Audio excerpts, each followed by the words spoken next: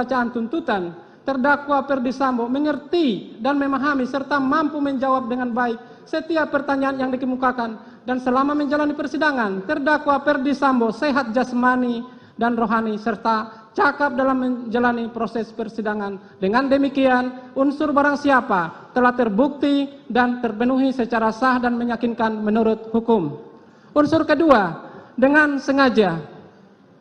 Berdasarkan fakta-fakta hukum yang terungkap di persidangan terhadap terdakwa Ferdi Sambo, di mana dalam rumusan salah satu unsur pasal 340 KUHP ada unsur dengan sengaja.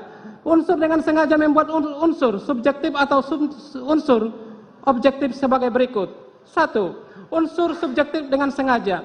Secara umum, Zainal Abidin Pare dalam buku hukum pidana 1 halaman 246 menjelaskan, unsur dengan sengaja artinya perbuatan itu harus disengaja dan kesengajaan itu harus timbul seketika itu juga. Karena sengaja yang dimaksud dalam pasal 30 KUHP adalah suatu perbuatan yang disengaja untuk menghilangkan nyawa orang lain yang berbentuk dengan direncanakan terlebih dahulu. Bahkan secara umum, sarjana hukum telah menerima 3 bentuk sengaja, yaitu 1. Sengaja sebagai niat, 2. Sengaja sebagai insaf akan kepastian, dan 3. Sengaja insaf akan kemungkinan.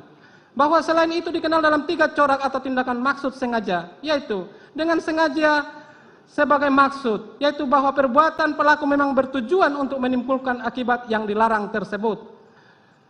Dengan sengaja sebagai sadar kepastian, yaitu bahwa akibat perbuatan pelaku tersebut mempunyai 2 akibat, yaitu akibat yang memang dituju pelaku dan akibat yang sebenarnya tidak diinginkan tetapi pasti terjadi dalam mencapai tujuan pelaku tersebut.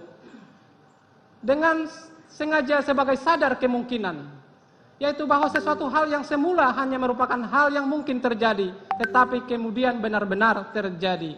Bahwa dari teori kehendak dari 3 corak atau tingkatan maksud sengaja tersebut di atas dapat menyimpulkan maksud sengaja dari adanya kehendak untuk berbuat sesuatu, di mana pelaku mengetahui atau menyadari apa yang diperbuatnya, atau niat, kehendak, maksud, tujuan daripada pelaku untuk melakukan suatu perbuatan pidana, baik sebagaimana maksud atau sebagai sadar kepastian atau sadar kemungkinan. Menurut Anwar, hukum pidana bagian buku 3 halaman 89 mengenai. Terima kasih sudah nonton. Jangan lupa like, subscribe, dan share ya.